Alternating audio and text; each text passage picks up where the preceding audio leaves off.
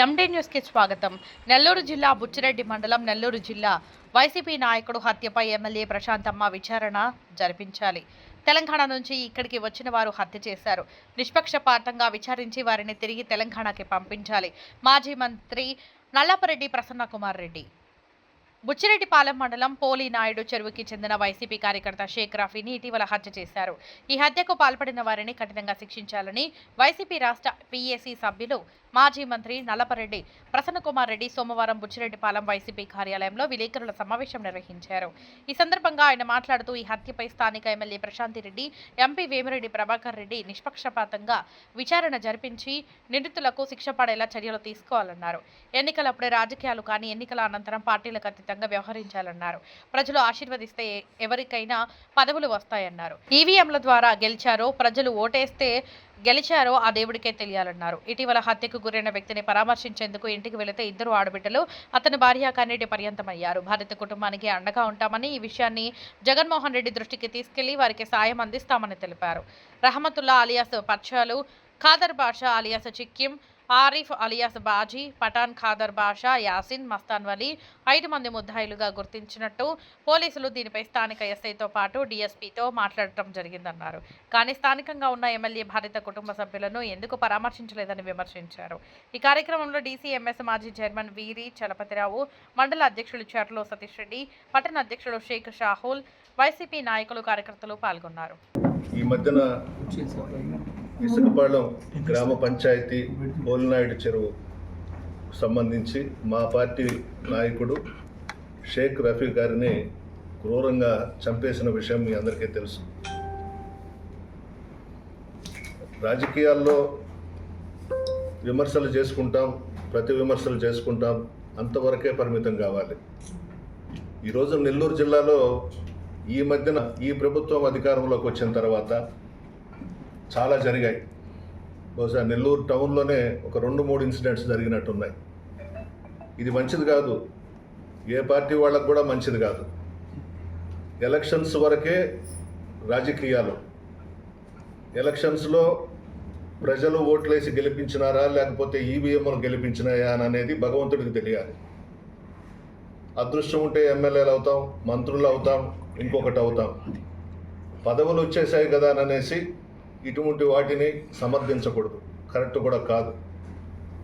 నేను ఎమ్మెల్యే గారిని, ఎంపీ గారిని ఇద్దరిని కూడా కోరుతున్నాను, ప్రశాంతమ్మని, వేమిరెడ్డి ప్రభాకర్ రెడ్డి గారిని, చిత్తశుద్ధితో నిజాయితీగా ఎంక్వైరీ చేయించండి. కోవూరు నియోజకవర్గం డెల్టా ఏరియా, ఎప్పుడు కూడా ఈ మర్డర్స్ కానీ అంత దూరం ఎప్పుడు కూడా ఇక్కడ ఎవరు కూడా పోరు. ఈ నియోజకవర్గంలో చాలా సున్నితమైన మనస్తత్వం కలిగిన వాళ్ళు ప్రజలందరూ కూడా, అన్ని పార్టీలకు సంబంధించిన నాయకులు, కార్యకర్తలు కూడా ఆ ఎలక్షన్స్ అప్పటి వరకే తిట్టుకుంటాము, తర్వాత ఎక్కడ పడ్డా కూడా మాట్లాడుకుంటుంటాం. అంతవరకే పరిమితం కావాలే తప్ప ఈ చంపుకోవడాలు, కొట్లాటలు ఇది మంచిది కాదు. చిత్తశుద్ధితో ఎస్పీ గారితో మాట్లాడి ఎంక్వైరీ చేయించండి. ఆ గ్రామంలో తెలంగాణకు సంబంధించి ఎప్పుడో వచ్చి ఇక్కడ స్థిరపడ్డ వాళ్ళు ఈ హత్యకు కారకులు.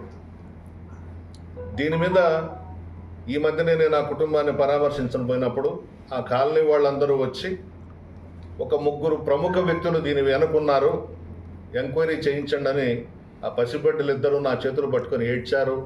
అతను భార్య కూడా ఏడ్చింది. అది అసలు చాలా బాధాకరమైనటువంటి విషయం. చిన్న బిడ్డలు చదువుకుంటున్నారు. రఫీ చాలా మంచివాడు, నాతో కూడానే ఉన్నాడు. అటువంటి వ్యక్తిని దారుణంగా చంపేశారు. ఆ గ్రామానికి సంబంధించినటువంటి 3 వ్యక్తులు ఎవరు, ఎంక్వైరీ చేసి బయటకు లాగాలి. ఇక హైదరాబాదు ప్రాంతం నుంచి వచ్చి ఇక్కడ స్థిరపడి మన వాళ్ళని చంపడం అనేది కరెక్ట్ కాదు. వాళ్ళని, వాళ్ళ కుటుంబాలని నెల్లూరు జిల్లాలో ఎక్కడా ఉండకుండా వాళ్ళు తెలంగాణకే పంపించేసే విధంగా ఎంపీ గారు, ఎమ్మెల్యే గారు కృషి చేయాలి. ఎంపీ గారు, ఎమ్మెల్యే గారు కూడా మా పార్టీయే, వైఎస్ఆర్ కాంగ్రెస్ పార్టీలో ఉన్నారు. జగన్మోహన్ రెడ్డి గారి దయ వల్ల రాజ్యసభకు ఎంపికైనాడు. ఎలక్షన్ వరకు అందరం కలిసే ఉన్నాం. ఎలక్షన్స్ తర్వాత ఆ ఎలక్షన్స్లో ఆయన ఏదో చిన్న విషయం మీద బయటకు వెళ్ళిపోవడం జరిగింది. ఆయన ఒక విధంగా మంచి చేసే వ్యక్తే. ఆయన గురించి కూడా విమర్శలు చేయడం అనవసరం. అదే కోరుతున్నాను, ప్రభాకర్ రెడ్డి గారు, మీరు ప్రశాంతమ్మ ఇద్దరు కూడా ఎంక్వైరీ చేయించాలి. దీంట్లో దోషులు ఎవరో బయటకు తీసుకురావాలి. ఆ కుటుంబానికి మనం అందరం కూడా పార్టీలకు అతీతంగా ఆ కుటుంబానికి అండగా మనం అందరం ఉండాలి. ఎలక్షన్స్ అప్పుడు తిట్టుకుంటాం, విమర్శలు చేసుకుంటాం, అవి రొటీన్గా జరిగే ప్రక్రియ. అది కూడా మీరు మాతో ఉన్నారు, మేము మీతో ఉన్నాం, అందరం కలిసిమెలిసి వైఎస్ఆర్ కాంగ్రెస్ పార్టీ తరఫున తిరిగాం. తర్వాత మీరు మాకు దూరం అయినారు. మీకు దయచేసి ఇటువంటి వాటిని మనం సమర్థించకూడదు. ఇక్కడే ఈ పుల్ స్టాప్తోనే ఇంకా కోవూరు నియోజకవర్గంలో ఎక్కడ ఈ హత్యలు, ఆత్మహత్యలు ఇటువంటివన్నిటికీ మనం ప్రోత్సహిస్తూ పోతూ ఉంటే కరెక్ట్ కాదు. మీరు ప్రోత్సహించారని నేను అనడం లేదు. అధికారంలోకి వచ్చింది, నేను ఇక్కడ గెలిచాను. మా పార్టీ నాయకులు కొట్టాల్లో సుబ్రహ్మణ్యం నాయుడిని కొడితే మా పార్టీ నాయకుల తరపున నేను క్షమాపణ కోరాను సుబ్రహ్మణ్యం నాయుడిని. ఈ ఒక ఎగ్జాంపుల్ చాలు కదా. మీరు ఎమ్మెల్యేగా ఉన్నారు, మీ హస్బెండ్ ఎంపీగా ఉన్నారు, ఎందుకు పోయి పలకరించకూడదు ఆ కుటుంబాన్ని? పార్టీలు పక్కన పెడదాం. వైఎస్ఆర్ కాంగ్రెస్ పార్టీ, తెలుగుదేశము, ఇంకొక పార్టీ పక్కన పెడదాం. మానవతా దృక్పథంతో ఎందుకు వెళ్ళకూడదమ్మా? పోయి పలకరించమ్మా. పసిబిడ్డలు ఉన్నారు, మీకు బిడ్డలు ఉన్నారు, ఆ ఆడబిడ్డలను చూసైనా పోయి పలకరించరమ్మా. తప్పు లేదు. మీరు ఆ కాలనీ వాళ్ళంతా వచ్చి మీ మీద పడతారేమో, గొడవ చేస్తారేమో అనే భయం మీకుంటే నేను వస్తాను, మా నాయకులు వస్తారు, మేము ఉంటాం అక్కడ. వాళ్ళు కూడా ఏమనరు, వాళ్ళ బాధ మీతో చెప్పుకుంటారు. ఆ బాధను అర్థం చేసుకొని దీని వెనక ఎవరెవరు ఉన్నారో బయటికి తీయాలని చెప్పేసి నేను ఎమ్మెల్యే గారిని, ఎంపీ గారిని కోరుతున్నా. నా దగ్గర కొన్ని పేర్లు ఇచ్చారు. రమ్తుల్లా అంట, మత్సాలు అని పిలుస్తారు అతన్ని. ఖాదర్ భాష అంట, చిక్కిం అని పిలుస్తారు. ఆరిఫ్ అని ఒక అతను, అతన్ని బాజీ అని పిలుస్తారు. పఠాన్ ఖాదర్ భాష, యాసిన్, మస్తాన్ వలి.